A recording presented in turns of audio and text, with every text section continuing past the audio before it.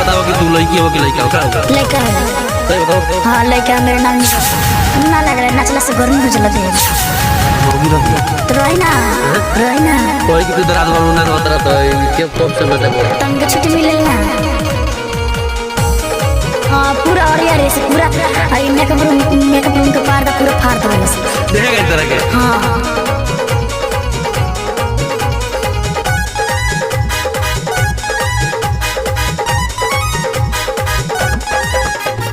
बड़े का से बड़े का नचनिया के ही तो फेल कइले बा।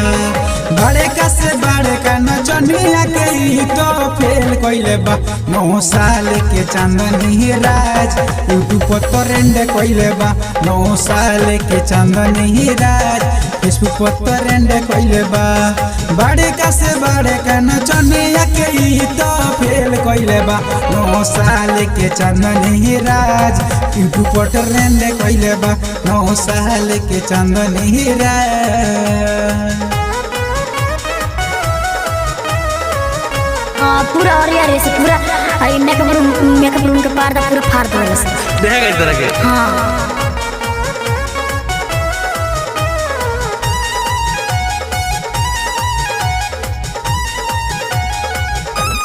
हाँ चेहरा हसीने कर फेल भी लईकी मेकअप करी तो नारी लागे सही की ए हो।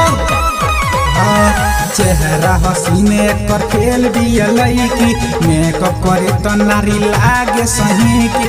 मीडिया वीडियो हर जगह पर फेल कइले बा।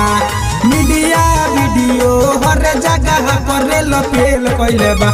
9 साल के चांदनी राज फेसबुक पर ट्रेंड कइले बा। 9 साल के चांदनी राज।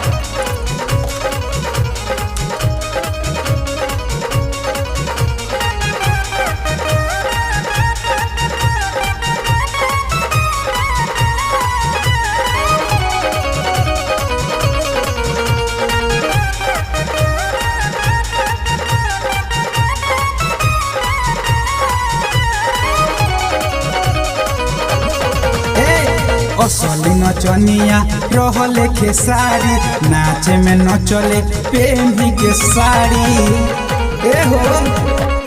हाँ असली नचनिया रहले खेसारी नाचे में नचले पेन्ही के साड़ी।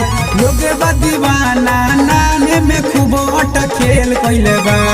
लोग बा दीवाना नाने में खूब अट खेल कइले बा। 9 साल के चांदनी राज फेसबुक पर ट्रेंड कइले बा। 9 साल के चांदनी राज।